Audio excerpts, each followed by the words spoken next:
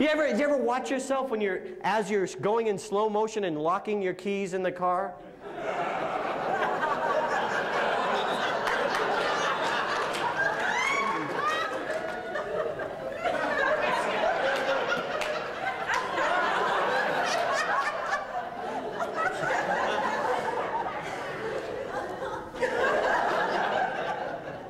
Then you pick up your phone, you call AAA. You missed that big meeting, you're stressed out. You wait. You're steaming. Half hour later, they show up. And you kind of glance over and realize, the other door was unlocked.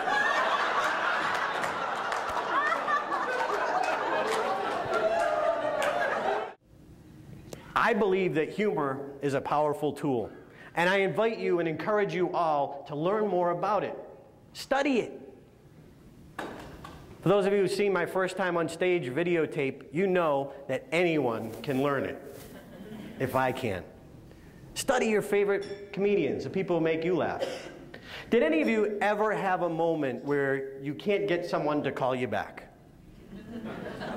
You know, you leave the standard message, you just can't do it.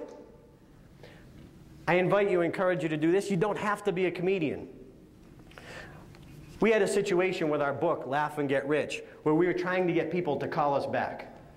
And we sent it off to a library agent, and she wouldn't get back to us. We just needed to know either way, do you want it or not? If not, we have to find another library agent to take care of our book and try and sell it to the library market. And we didn't hear back. So this is the letter that my co-author, Rick, wrote to her. Because all of us are inundated with emails these days, what if we wrote entertaining emails? Much more likely to be read. This is the email that Rick wrote.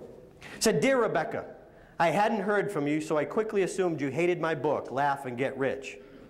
But just when I was ready to jump out the window in sheer desperation, I had a thought. She might be on vacation. And then I said, no, she must be on a selling trip trying to focus on books she already represents. That sounded better, so I said to myself, Rick, you're rationalizing again. If she liked the book, she would have been hot to call us. She didn't, so go ahead and jump." So I did. But I'm on the first floor, and there's a grassy knoll outside my window, so it's impossible to hurt yourself. So now I have a grass-stained pair of pants, and I'm wondering if you liked or hated the book still. So the reason I'm writing you now is because we're thinking of moving to the 3rd floor.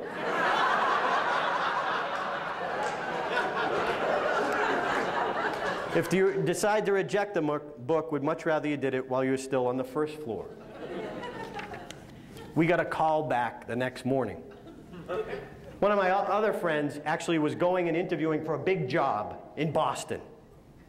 And she called me up, and she was following up, and she was doing the cut and paste thing. You see what's coming.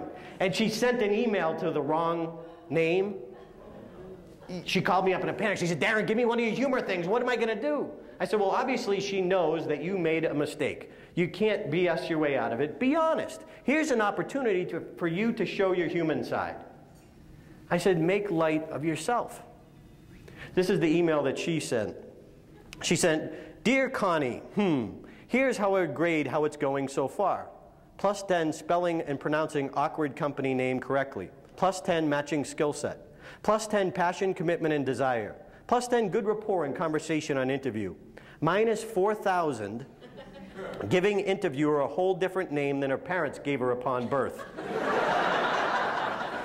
This is one of life's embarrassing moments. I'm truly sorry. I'm extremely interested in working for your company, and I hope you still consider me a viable candidate. She got a call the next day. She got the job. Okay? My favorite part of the story? The interviewer didn't even notice.